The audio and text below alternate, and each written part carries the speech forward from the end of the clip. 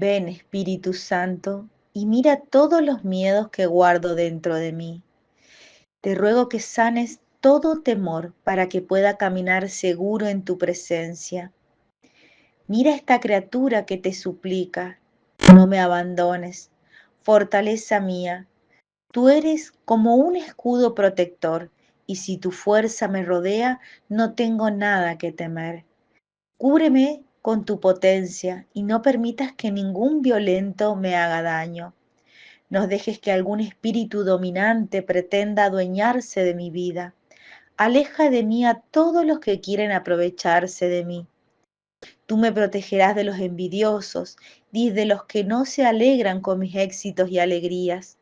Tú me protegerás de los peligros imprevistos. Deposito en ti toda mi confianza. Yo acepto a Jesús como Señor de mi vida. Todo mi ser es suyo. Por eso confío en tu protección, Espíritu Santo, y dejo ante ti todos mis temores. Ven, Espíritu Santo. 14º día, tomado la lectura del libro de la imitación de Cristo, libro 3, capítulo 13. De la obediencia del súbdito humilde a ejemplo de Jesucristo. Hijo, el que procura sustraerse en la obediencia, él mismo se aparta de la gracia, y el que quiere tener cosas propias pierde las comunes. El que no se sujeta de buena gana a su superior, señal es que su carne aún no le obedece perfectamente, sino que muchas veces se resiste y murmura. Aprende, pues, a sujetarte prontamente a tu superior. Si deseas tener tu carne sujeta, porque tanto más presto se vence al enemigo exterior, cuanto no estuviere debilitado el hombre interior. No hay enemigo peor ni más dañoso para el alma que tú mismo. Si no estás bien avenido con el espíritu, necesario es que tengas verdadero desprecio de ti mismo si quieres vencer la carne y la sangre, porque aún te amas muy desordenadamente, por eso temes sujetarte del todo a la voluntad de otros. Pero qué mucho es que tú, polvo y nada, te sujetas al hombre por Dios, cuando yo, omnipotente y altísimo, que crié todas las cosas de la nada, me sujeté al hombre humilde por ti. Me hice el más humilde, abatido de todos, para que vencieses tu soberbia con mi humildad. Aprende, polvo, a obedecer, aprende, tierra y lodo, a humillarte, a postrarte a los pies de todos. Aprende a quebrantar tus inclinaciones y rendirte a toda subjeción. Nuestro Dios, en su infinito amor, ha hecho todas las cosas con orden. Nosotros tenemos un Dios de orden. Somos nosotros los que, alejados de Él, vivimos desordenados, pretendiendo hacer nuestra voluntad y no la voluntad de Dios, queriendo imponer nuestras propias decisiones, olvidando que el Hijo de Dios se hizo hombre, demostrando la humildad suprema. Intentemos entregar nuestros miedos y temores ocultos tras nuestra inseguridad, desconfianza y soberbia por querer ser o ocupar lugares que no nos corresponden. Seamos humildes a la sujeción de quien es nuestra autoridad. Imitemos la humildad de María, la Madre de Dios, entregándose y que se entregó sin saber qué iba a pasar. A veces hay momentos en nuestras vidas en que el desorden nos supera. Y ese desorden que no es solo material, sino sobre todo el desorden en nuestra vida espiritual. Y nos impide ver con claridad cuál es la voluntad de Dios. Entonces, bajemos la cabeza, seamos humildes, reconozcamos nuestros errores y entreguemos todo a quien hace nueva todas las cosas. Que así sea.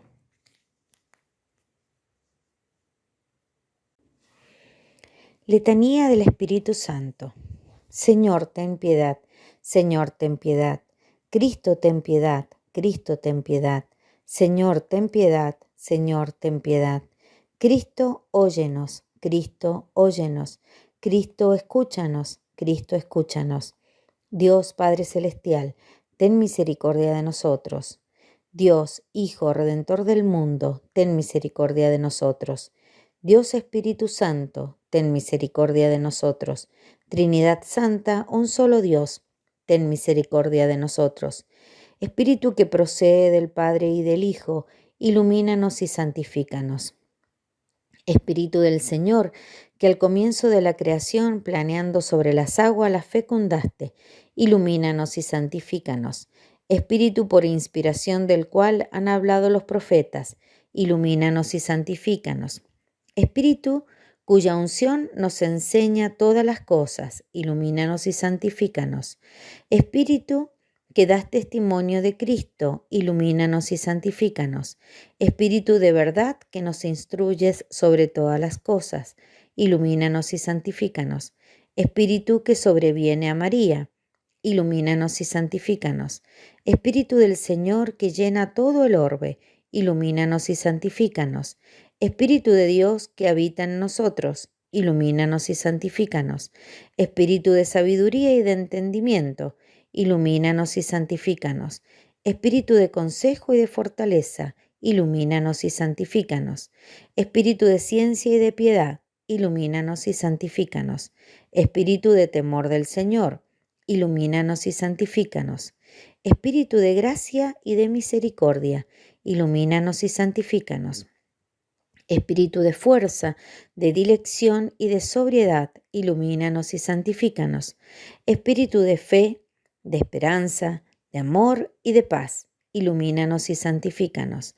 Espíritu de humildad y de castidad, ilumínanos y santifícanos. Espíritu de benignidad y de mansedumbre, ilumínanos y santifícanos. Espíritu de multiforme gracia, ilumínanos y santifícanos. Espíritu que escrutas los secretos de Dios, ilumínanos y santifícanos. Espíritu que ruegas por nosotros con gemidos inenarrables, ilumínanos y santifícanos. Espíritu que descendiste sobre Cristo en forma de paloma, ilumínanos y santifícanos. Espíritu en el cual renacemos, ilumínanos y santifícanos. Espíritu por el cual se difunde la caridad en nuestros corazones, ilumínanos y santifícanos. Espíritu de adopción de los hijos de Dios, ilumínanos y santifícanos. Espíritu que en lenguas de fuego sobre los apóstoles apareciste, ilumínanos y santifícanos. Espíritu en el cual fueron los apóstoles henchidos, ilumínanos y santifícanos. Espíritu que distribuyes tus dones a cada uno como quieres, ilumínanos y santifícanos. Sednos propicio, perdónanos, Señor. Sednos propicio, escúchanos, Señor. De todo mal, líbranos, Señor. De todo pecado, líbranos, Señor. De tentaciones e insidias del maligno, líbranos, Señor. De la presunción y desesperación, líbranos, Señor. De la resistencia a la verdad conocida, líbranos, Señor. De la obstinación y de la impenitencia, líbranos, Señor. De la impureza de la mente y del cuerpo, líbranos, Señor. Del espíritu de fornicación, líbranos, Señor. De todo espíritu del mal, líbranos, Señor. Por tu eterna procesión del Padre y del Hijo, por tu descenso sobre Cristo en el Jordán, por tu advenimiento sobre los discípulos, te rogamos, óyenos. En el día del juicio, nosotros, pecadores, te rogamos, óyenos. Para que así sea como vivimos del Espíritu, obremos también por Él. Te rogamos, óyenos. Para que recordando que somos templo del Espíritu Santo, no lo profanemos. Te rogamos, óyenos.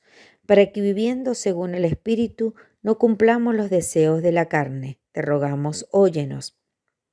A fin de que por el Espíritu mortifiquemos las obras de la carne, te rogamos, óyenos. Para que no contrictemos a ti, Espíritu Santo de Dios, te rogamos, óyenos. Para que seamos solícitos en guardar la unidad del Espíritu en el vínculo de la paz, te rogamos, óyenos. Para que no creamos a todo espíritu, te rogamos, óyenos. Para que probemos a los espíritus si son de Dios, te rogamos, óyenos. Para que te dignes renovar en nosotros el espíritu de rectitud, te rogamos, óyenos. Para que nos confirmes por tu Espíritu soberano, te rogamos, óyenos. Cordero de Dios, que quitas el pecado del mundo, perdónanos, Señor. Cordero de Dios, que quitas el pecado del mundo, escúchanos, Señor. Cordero de Dios, que quitas el pecado del mundo, ten piedad de nosotros. Asístanos, te pedimos, Señor, la virtud del Espíritu Santo, que purifique clemente nuestros corazones y nos preserve de todo mal. Te lo pedimos por el mismo Jesucristo, nuestro Señor. Amén. Letanía de Nuestra Señora. Señor, ten piedad. Señor, ten piedad. Cristo, ten piedad. Cristo, ten piedad. Señor, ten piedad. Señor, ten piedad. Cristo, óyenos. Cristo, óyenos. Cristo, escúchanos. Cristo, escúchanos. Dios, Padre Celestial, ten misericordia de nosotros. Dios, Hijo Redentor del mundo, ten misericordia de nosotros. Dios Espíritu Santo, ten misericordia de nosotros. Trinidad Santa, un solo Dios, ten misericordia de nosotros. Santa María, ruega por nosotros. Santa Madre de Dios, ruega por nosotros. Santa Virgen de las Vírgenes, ruega por nosotros. Madre de Cristo, ruega por nosotros. Madre de la Iglesia, ruega por nosotros. Madre de la Divina Gracia, ruega por nosotros. Madre Purísima, ruega por nosotros. Madre Castísima, ruega por nosotros. Madre Inviolada, ruega por nosotros. Madre Virgen, ruega por nosotros. Madre Inmaculada, ruega por nosotros. Madre Amable, ruega por nosotros. Madre Admirable, ruega por nosotros. Madre del Buen Consejo, ruega por nosotros. Madre del Creador, ruega por nosotros. Madre del Salvador, ruega por nosotros. Virgen prudentísima, ruega por nosotros. Virgen digna de veneración, ruega por nosotros. Virgen digna de alabanza, ruega por nosotros. Virgen poderosa, ruega por nosotros. Virgen clemente, ruega por nosotros. Virgen fiel, ruega por nosotros. Esclava del Señor, ruega por nosotros. Espejo de justicia, ruega por nosotros. Trono de sabiduría, ruega por nosotros. Causa de nuestra alegría, ruega por nosotros. Vaso espiritual, ruega por nosotros. Vaso honorable, ruega por nosotros. Vaso insigne de devoción, ruega por nosotros. Rosa mística, ruega por nosotros. Torre de David, ruega por nosotros. Torre de marfil, ruega por nosotros. Casa de oro, ruega por nosotros. Arca de la alianza, ruega por nosotros. Puerta del cielo, ruega por nosotros. Estrella de la mañana, ruega por nosotros. Salud de los enfermos, ruega por nosotros. Refugio de los pecadores, ruega por nosotros. Consoladora de los afligidos, ruega por nosotros. Auxilio de los cristianos, ruega por nosotros. Reina de los ángeles, ruega por nosotros. Reina de los patriarcas, ruega por nosotros. Reina de los profetas, ruega por nosotros. Reina de los apóstoles, ruega por nosotros. Reina de los mártires, ruega por nosotros. Reina de los confesores, ruega por nosotros. Reina de las vírgenes, ruega por nosotros. Reina de todos los santos, ruega por nosotros. Reina concebida sin mancha original, ruega por nosotros. Reina asunta a los cielos, ruega por nosotros. Reina del Santísimo Rosario, ruega por nosotros.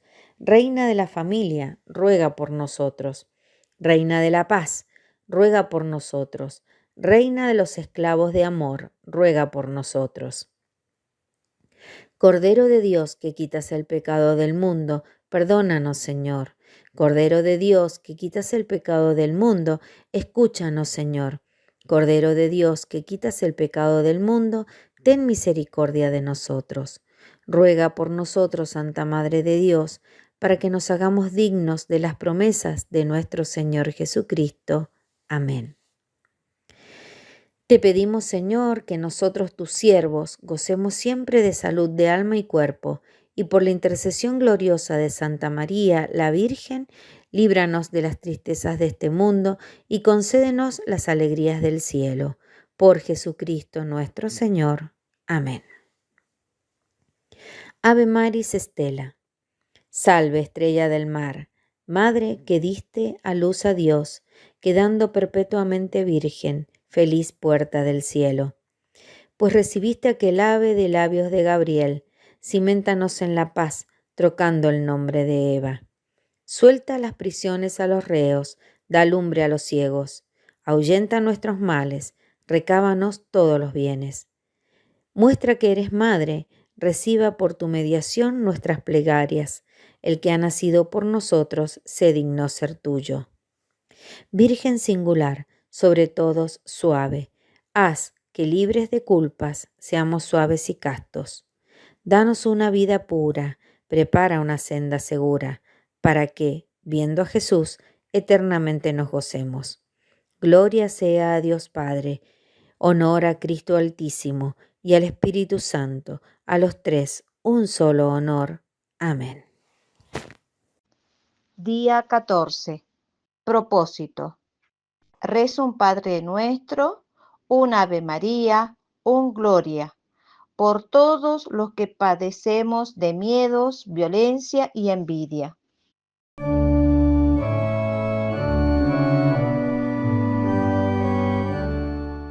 Queridos todos, continuamos con este día 14 de la preparación a la consagración, a renovar nuestra consagración a María Santísima. Seguimos pidiendo la gracia de conocernos más a nosotros mismos para ser contritos de nuestros pecados y rechazar todo lo malo que hay en nosotros. Bien, siempre de mano de nuestra Madre del Cielo, la Santísima Virgen. Le invocamos siempre para ayudarnos. Ave María Purísima, sin pecado concebida. San Luis María ruega por nosotros. Muy bien, en los números que vamos a escuchar hoy o leer del tratado, me quiero detener, por un lado está muy clara la importancia, la centralidad de Jesucristo. Eso es evidentísimo, ya está explicado en catequesis anteriores. Y cómo María es el mejor medio para llegar a Jesús. Bien, yo me quería detener sobre todo en el número 122, que suele ser motivo de preguntas a veces, esta distinción que hace el santo, que la pone bastante claro, pero claro, no está haciendo un tratado de teología él, entonces vale la pena decir alguna palabrita más. Aquí es menester notar, dice, que hay dos cosas en las buenas obras que hacemos, porque también le entregamos a María las buenas obras, todo, no nos queda nada. Entonces, en las buenas obras hay dos cosas, dice el santo, a saber, la satisfacción y el mérito, o con otras palabras, el valor satisfactorio o impetratorio y el valor meritorio. El valor satisfactorio o impetratorio de una buena obra es una buena acción en tanto satisface a la pena debido al pecado o obtiene una nueva gracia. Bueno, entonces, él une dos cosas en nuestras obras, lo que tienen de satisfacción de los pecados y lo que tiene de impetratorio. Es decir, lo impetratorio, en cuanto yo hago una buena obra, puede ser eso, claro, causa de que Dios me regale, que sea causa como de petición de algo, ¿no? Como lo dice, obtiene alguna nueva gracia. Una obra mía puede obtener más gracias de Dios. De hecho, las gracias actuales, Dios me dio una gracia actual, yo soy dócil a esa gracia actual, es decir, hago lo que Dios me está pidiendo que haga y vienen otras gracias también, ¿no? Por ejemplo, dar gracias a Dios también hace que Dios me dé más gracias todavía. Mis obras entonces son causa de que Dios me dé más gracias, son como una petición a Dios, las mismas obras, ¿eh? Pero no me voy a detener ahí, él dice impetratorio y satisfactorio y después por otro lado meritorio. Entonces, impetratorio, lo acabo de explicar, es sencillo, ¿cierto? Entonces, satisfactorio, acá me quiero detener un poquito más porque puede ayudar. No sé, hay que satisfacer, es decir, pagar, entre comillas, reparar, la reparación a la justicia divina, al prójimo ofendido. Bueno, me detengo un poquito más en esto. Por ejemplo, hablando de la confesión, dice el Catecismo de la Iglesia, muchos pecados causan daño al prójimo. Hablando de la confesión, pero de la satisfacción en relación a la confesión, es preciso hacer lo posible para repararlos, ¿sí? Satisfacción, reparación. Por ejemplo, restituir las cosas robadas, restablecer la reputación del que ha sido calumniado, compensar las heridas. Todo eso, sin duda, es un deber de justicia. La simple justicia exige eso, dice el Catecismo, estamos en el número 1459, este texto también lo estamos ofreciendo. Pero además, el pecado hiere y debilita al pecador mismo, así como sus relaciones con Dios y con el prójimo. También con Dios hay que reparar la justicia divina, su amor al Sagrado Corazón de Jesús herido por nuestros pecados. La absolución quita el pecado, pero no remedia todos los desórdenes que el pecado causó. Por más que me confiese, hay que reparar. Liberado del pecado, el pecador debe todavía recobrar la plena salud espiritual. Por tanto, debe hacer algo más para reparar sus pecados. Debe satisfacer de manera apropiada o expiar sus pecados. Esta satisfacción se llama también penitencia. De hecho, se pone una penitencia en la confesión, que se une a los méritos de Cristo. Ya vamos a ver, porque obviamente si no es muy desproporcionado lo que hacemos con respecto al pecado. Pero bueno, tiene mucha importancia porque es dentro de la confesión, parte de la confesión. Sigue el Catecismo número siguiente. Nuestra satisfacción, la que realizamos por nuestros pecados, solo es posible por medio de Jesucristo. Y ahí también lo vamos a seguir con algo que dice San Luis María después. Nosotros, por nosotros mismos, no podemos nada. Con la ayuda del que fortalece, lo podemos todo, etc. Bueno, sin Cristo no podemos nosotros satisfacer. No, siempre unidos a los méritos del Señor. Más adelante el Catecismo, cuando habla de las ofensas a la verdad, dice: toda falta cometida contra la justicia y la verdad entraña el deber de reparación, aunque su autor haya sido perdonado. Cuando es imposible reparar un daño públicamente, es preciso hacerlo en secreto. Si el que ha sufrido un perjuicio no puede ser indemnizado directamente, es preciso darle satisfacción moralmente en nombre de la caridad. Este deber de reparación concierne también a las faltas cometidas contra la reputación del prójimo. Esta reparación moral y a veces material debe apreciarse según la medida del daño causado y obliga en conciencia. Bueno, entonces tiene un aspecto, la reparación, que es social, si se quiere, comunitario, para con los hermanos. Debemos reparar nuestros pecados cometidos, pero también, como decíamos, satisfacer y reparar en cuanto a nuestra relación directamente con Dios. Todas nuestras obras tienen ese aspecto tan importante, y no nuestras obras buenas. El autor de la carta espiritual de la Abadía de San José Clairval, en la carta que habla de la vida de Santa Margarita María de Alacoque, ¿no? La santa que se le apareció el Señor en su advocación del Sagrado Corazón, dice así: el alma que progresa en el camino de la santidad no puede dejar de considerar su pasado, deseando entonces recuperar el tiempo perdido y compensar mediante un amor más grande todos los rechazos o negligencias anteriores, todos los pecados. También se da cuenta con dolor que las deferencias de la caridad divina para con los hombres son del todo desconocidas. Quiere entonces compensar la indiferencia y las ofensas de muchos mediante un amor delicado y generoso hacia el Salvador, deseando también unirse a Cristo y participar de su obra de reparación y de salvación.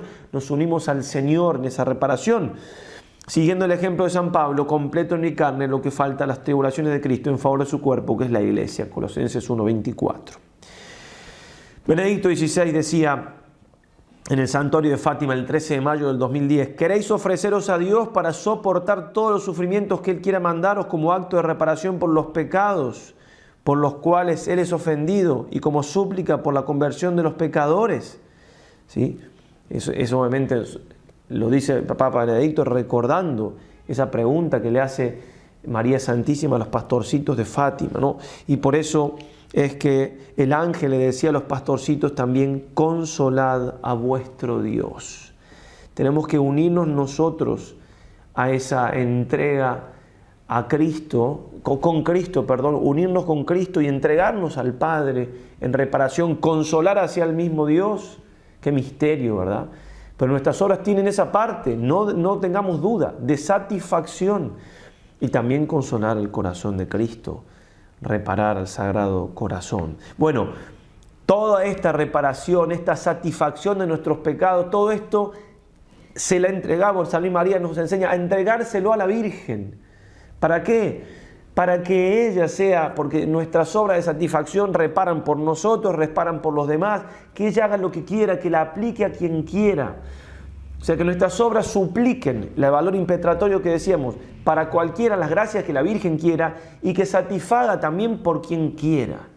Que María tome todo lo nuestro, todo este valor de nuestras obras y ella haga lo que quiera, que sabe cómo aplicarlo mejor a una persona, a la otra, cómo satisfacer, cómo reparar mejor el corazón de Jesús, cómo consolar mejor a nuestro Dios.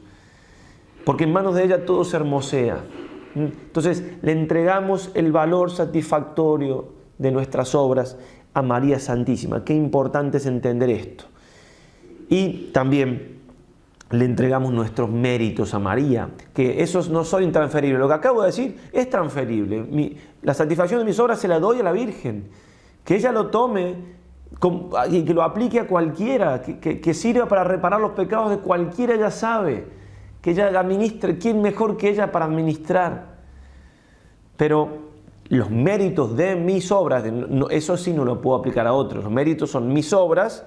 Recordamos, San Ignacio dice, San Luis María dice, aplicar. Entonces, todas nuestras buenas obras tienen valor. Él separa satisfactorio e impetratorio. En cuanto satisface por los pecados, repara la justicia divina, el corazón de Cristo, lo que decíamos, o el prójimo.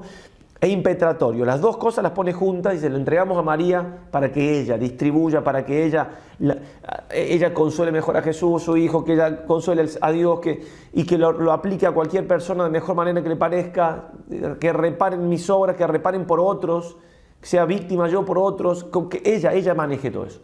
Y que el valor impetratorio que pide gracia para los demás, también ella, que pida gracia para quien quiera, como quiera. Ahora, el valor meritorio de las obras, en cuanto que mis obras, unidas a la de Cristo, por supuesto, me ganan el cielo, no las puedo pasar a otras. Solo las obras de Cristo pueden pasar a todos. También lo aclara el mismo San Luis María.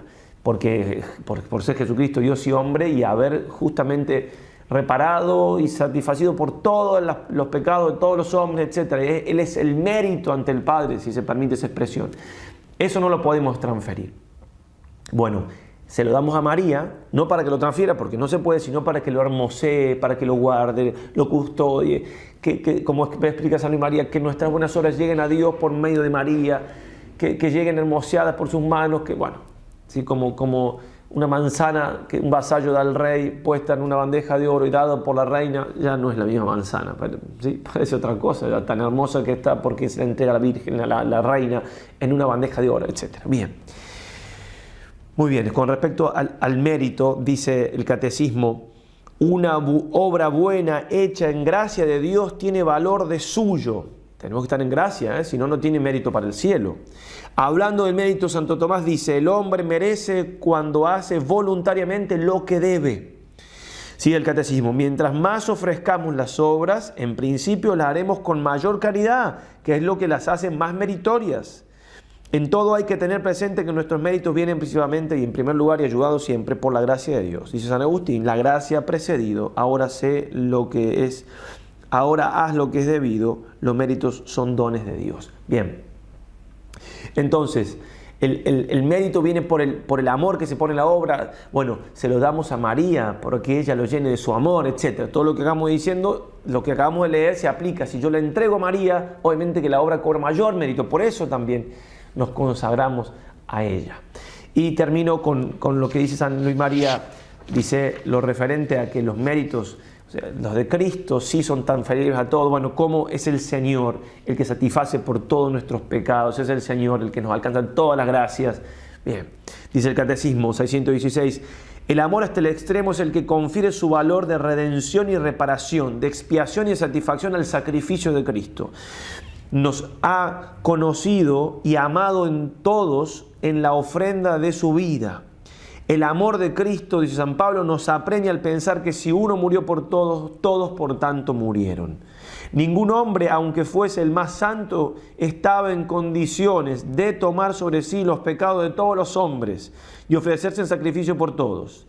la existencia en Cristo de la persona divina del Hijo, Cristo es Dios hecho hombre, que al mismo tiempo sobrepasa y abraza a todas las personas humanas y que le constituye cabeza de toda la humanidad, hace posible su sacrificio redentor por todos.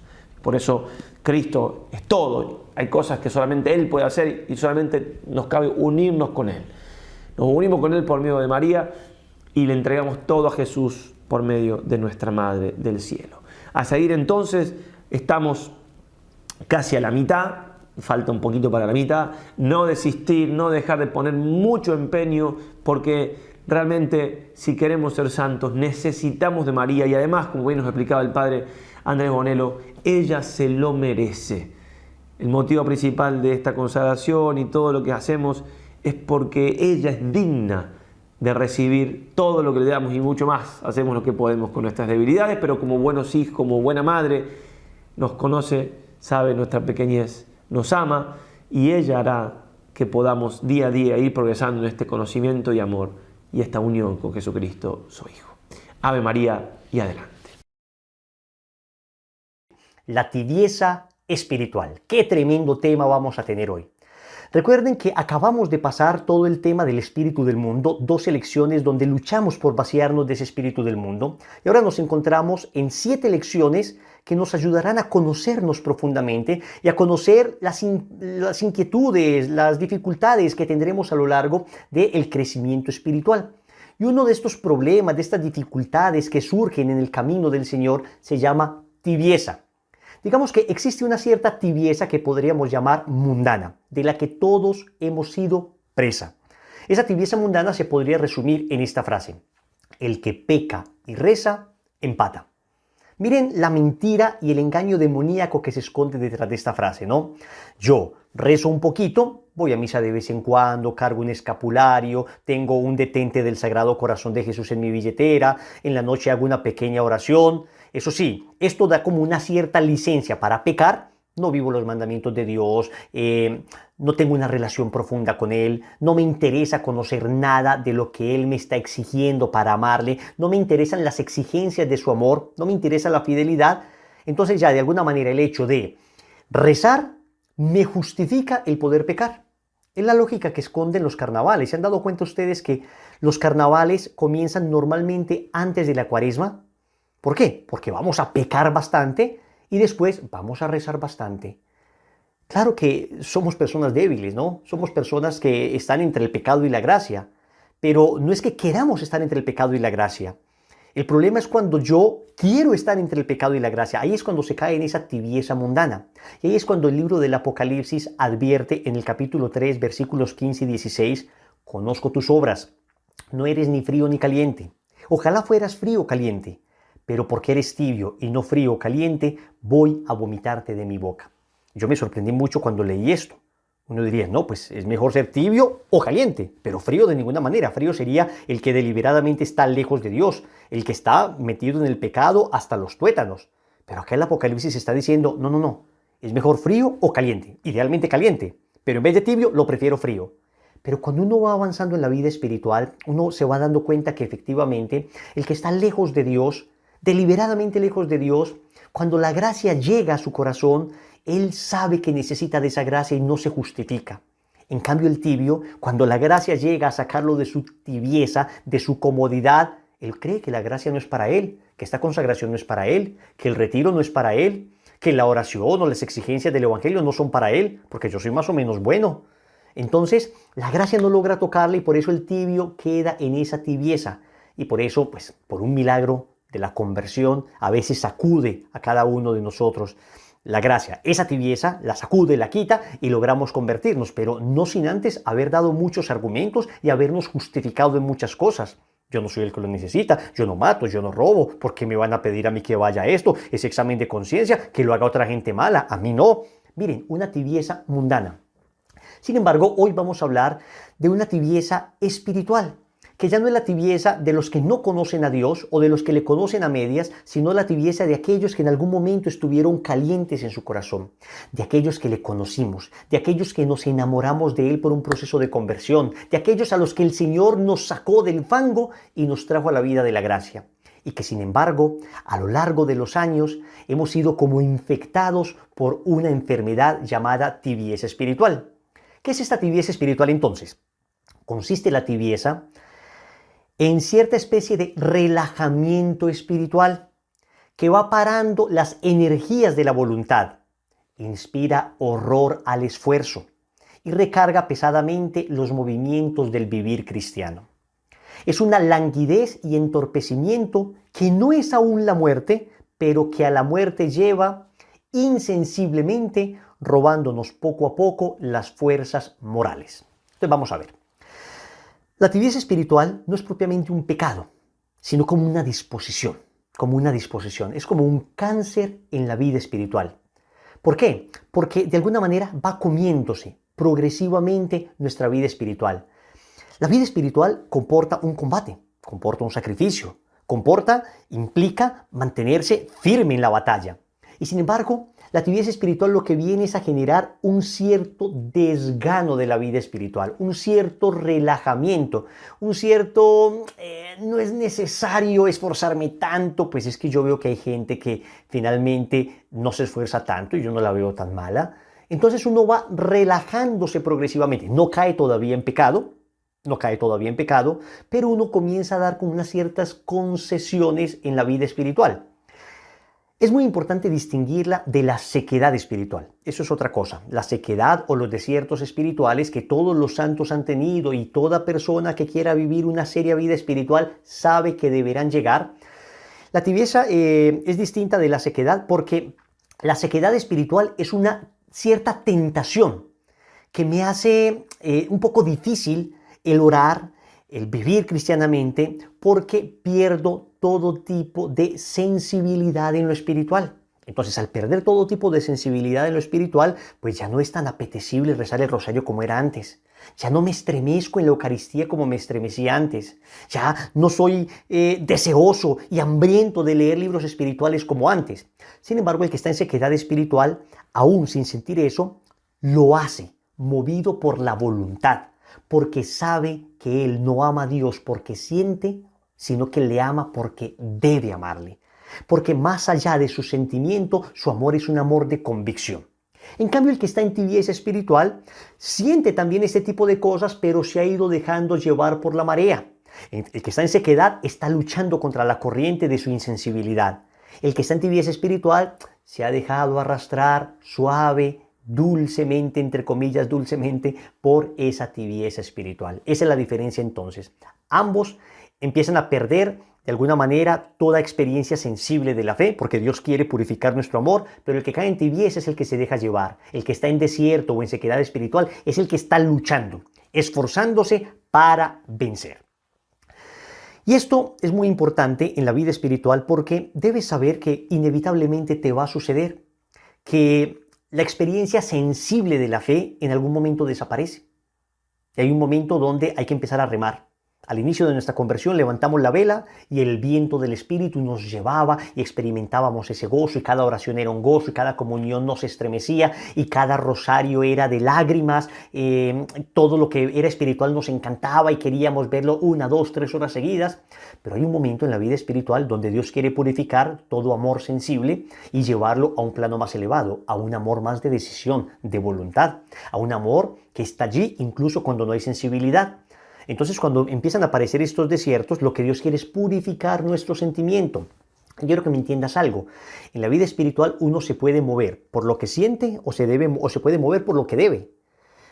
Las almas débiles se mueven exclusivamente por lo que sienten y cuando dejan de sentir, dejan a Dios. Las almas fuertes y fieles se mueven por lo que deben hacer, se mueven por la voluntad. A veces el sentimiento acompaña esa voluntad, pero a veces el sentimiento se va. Y sin embargo, las almas que aman de verdad al Señor, cuyo amor ha sido probado y purificado, permanecen. Y es que más o menos así es todo en la vida. Uno en la vida no solamente hace lo que le nace o lo que le hace sentir bien. Uno va a trabajar aunque no le nazca ni le haga sentir bien. Uno va a trabajar por una convicción porque sabe que se debe. El joven que va a presentar los exámenes en la universidad, clase de 6 de la mañana, no es que le nazca y le apetezca madrugar. No, sabe que se debe hacer. Uno con hijos.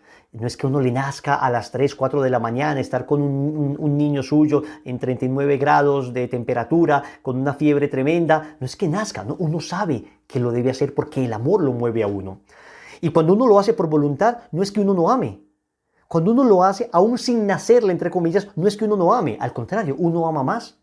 Porque cuando yo hago las cosas solo porque siento, yo no sé si amo en verdad a Dios o amo mis sentimientos. ¿Amo a Dios o amo lo que Dios me hace sentir? ¿Amo al Dios de los consuelos o amo los consuelos de Dios? Entonces, cuando no se siente nada, se ora con mayor convicción. Porque le estamos demostrando a Dios, Señor, te amo por encima de cualquier sentimiento. Sentía muy lindo ir a misa, ahora no siento tan lindo, pero como te amo, voy a ir a misa con toda convicción. Sentía muy lindo rezar el rosario, ahora no siento igual, pero como te amo, lo hago con toda convicción. Es un amor de convicción, decía Santa Teresa de Ávila, una determinada determinación. O sea, hacerlo con convicción. Muy bien, ¿por qué entonces sucede esta tibieza espiritual? Básicamente por dos causas. Primera causa es un debilitamiento en la alimentación espiritual. Empieza uno a debilitar su alimento espiritual. Empieza uno a alimentarse deficientemente. Entonces, como ya no siento, pues ya no voy a rezar el rosario completo.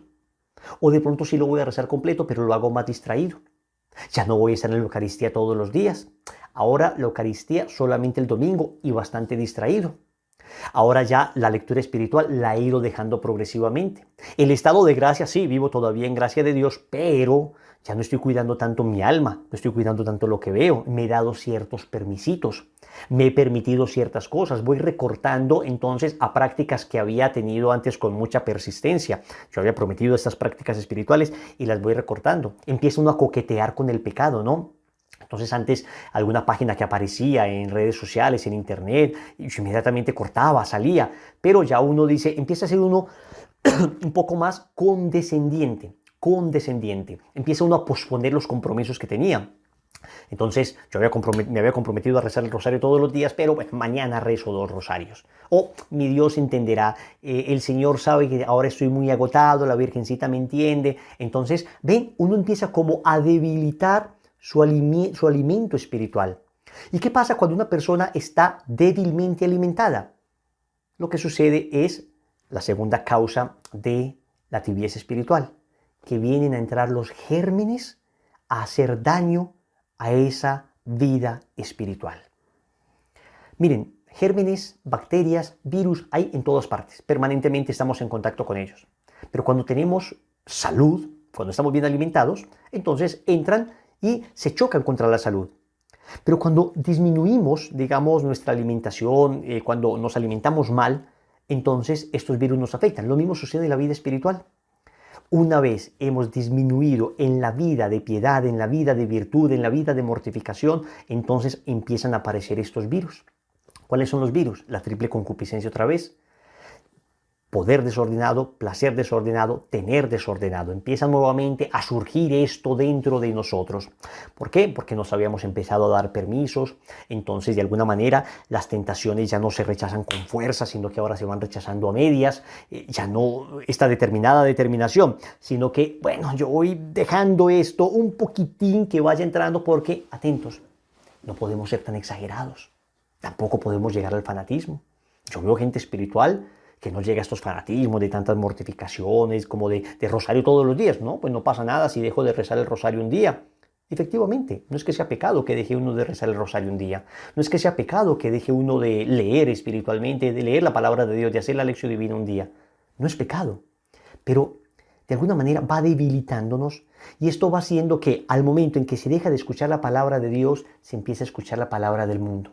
Dejo de escuchar la voz de Jesús y empiezo a escuchar la voz de mi carne y empiezan nuevamente a aparecer entonces esos ataques de soberbia. Y ya no controlo mi soberbia como antes, sino que ya la dejo salir un poquito.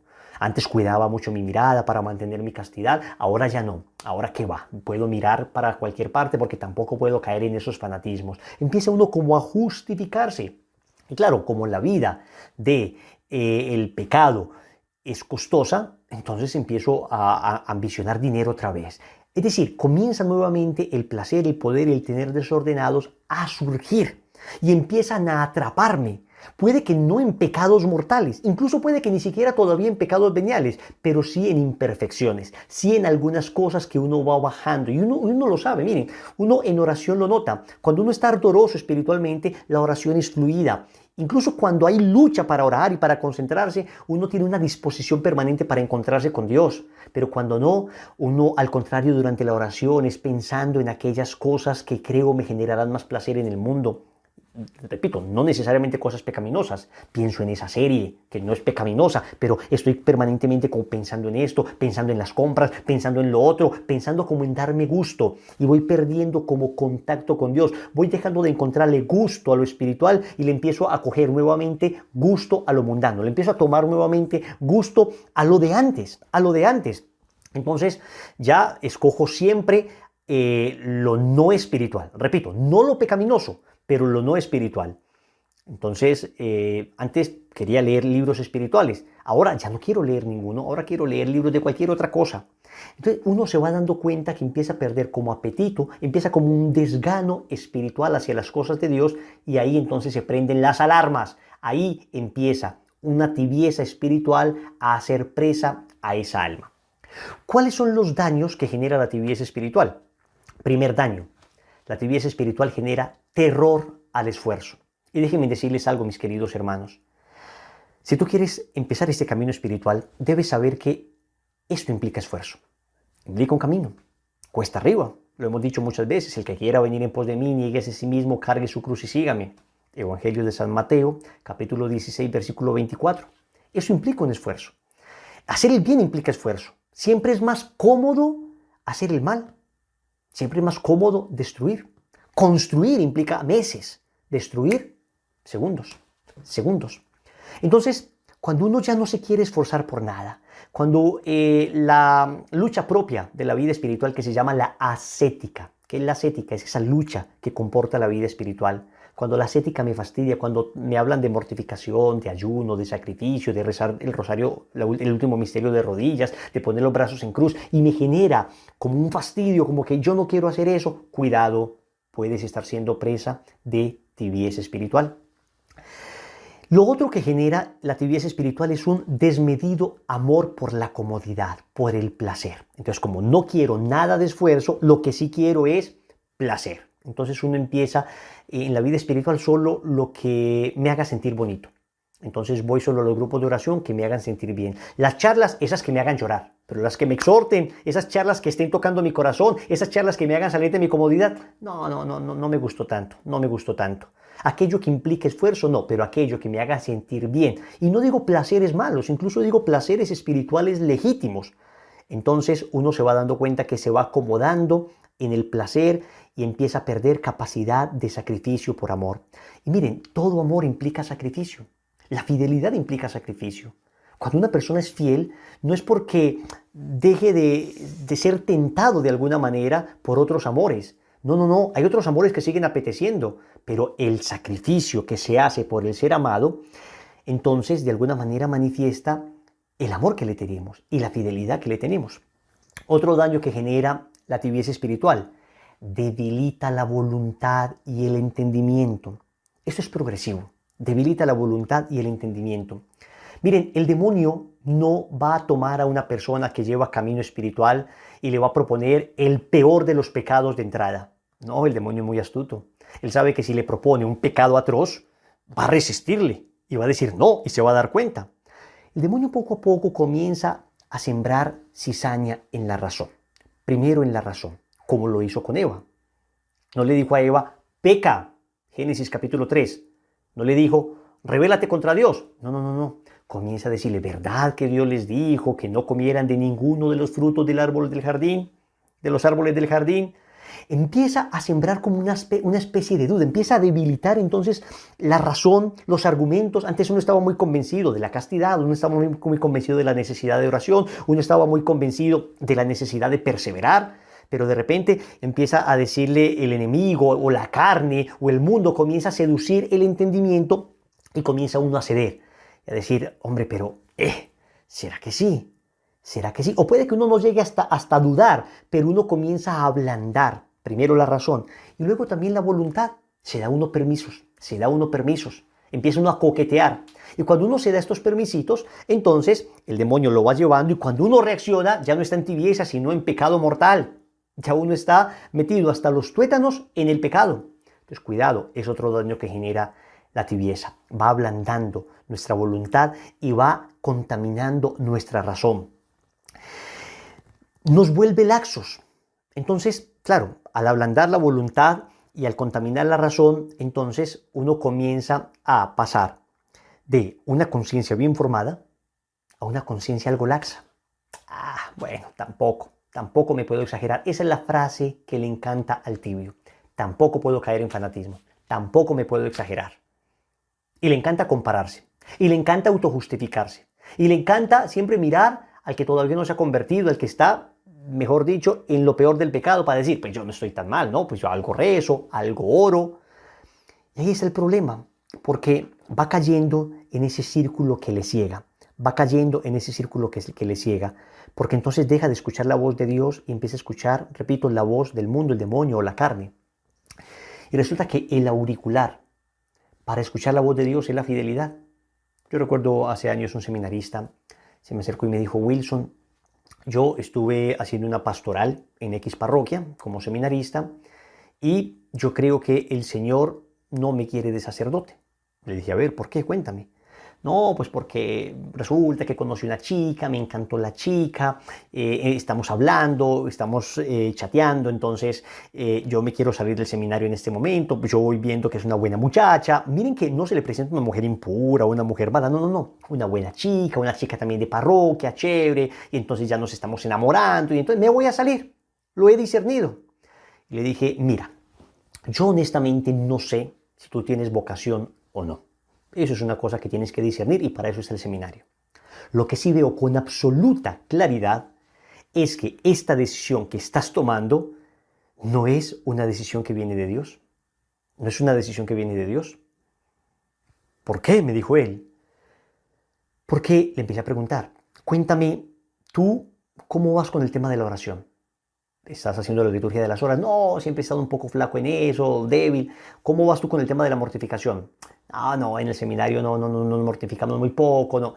¿Cómo vas tú con el tema de, digamos, los estudios? No, más bien flojo. Entonces le dije, ahí está.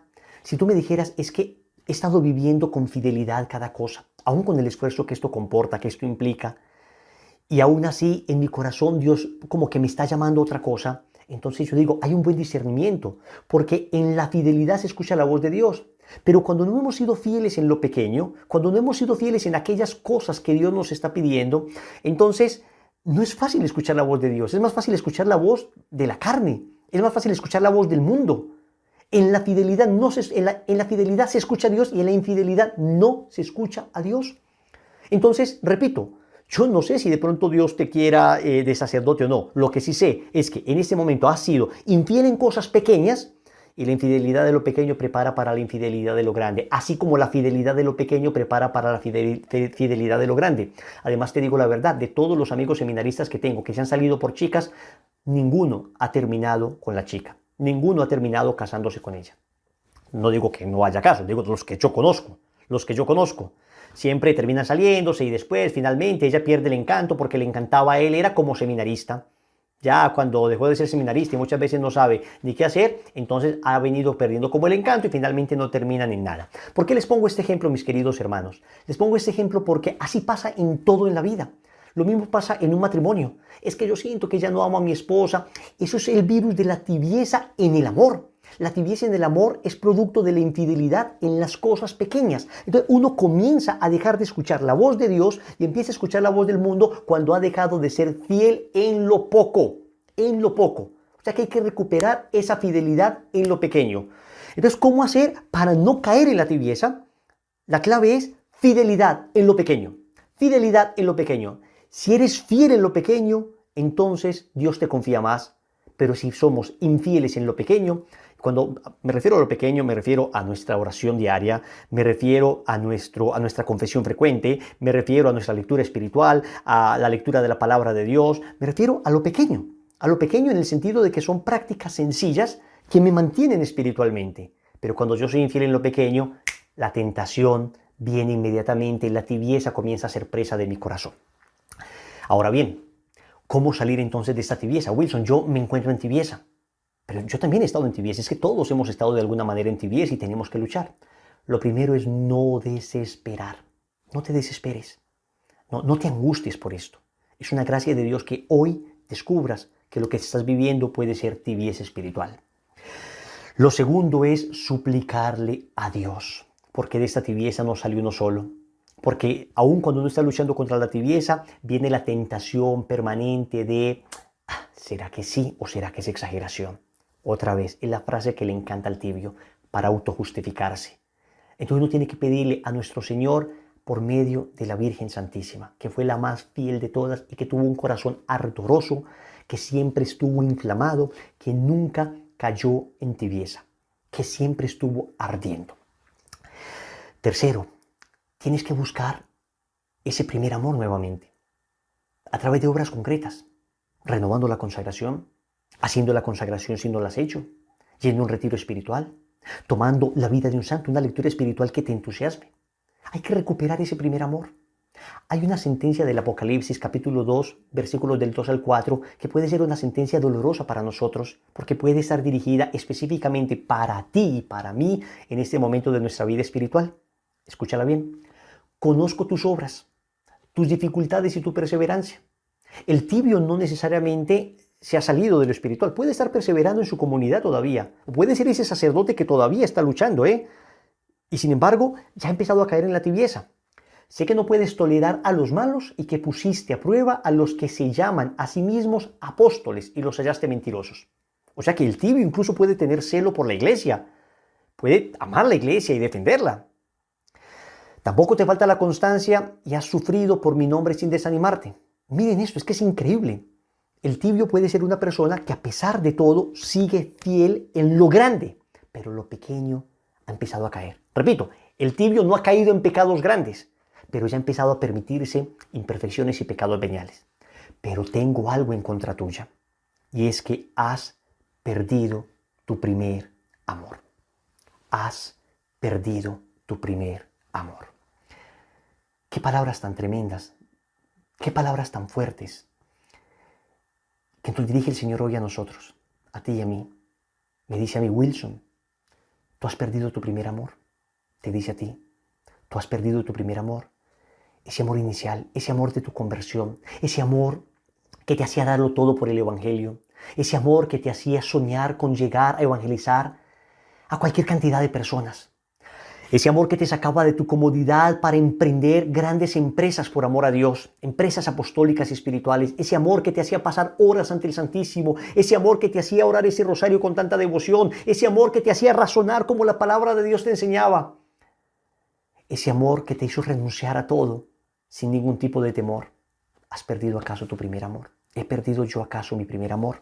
Recientemente yo estuve leyendo unas homilías de San Bernardo con motivo de la Semana Santa y descubrí una cita que me pareció muy pedagógica, de hasta qué punto, que de alguna manera subraya, hasta qué punto el apuntar a la santidad, en el fondo, en la pedagogía es pedagógico porque no nos está alienando de nuestros objetivos más inmediatos, sino que nos permite cumplirlos, ¿no? La cita de San Bernardo es la siguiente: quien deja de ser mejor, deja de ser bueno. ¿Qué significa esta expresión, no? Esto de que quien deja de ser mejor, deja de ser bueno. Bueno, pues hombre, que la única manera de ser bueno no es buscar un cinquillo, a ver si me conformo con un aprobado. No, así no se es bueno. El que se conforma con el aprobado, suspende. Es la lógica humana. El que apunta al 5, suspende. El que apunta a la santidad, el que apunta a ser no bueno, sino mejor, pues Dios le puede dar la gracia de aprobar. Esa es la verdad. Esta es la verdad de la antropología humana. Somos así, estamos llamados a la totalidad. Hemos sido creados para la totalidad, no para la mediocridad. Bueno, repito la cita de San Bernardo: quien deja de ser mejor, deja de ser bueno. Luego, para poder ser bueno hay que ser mejor. Luego, en nosotros debe de existir ese deseo, esa tendencia a buscar la santidad.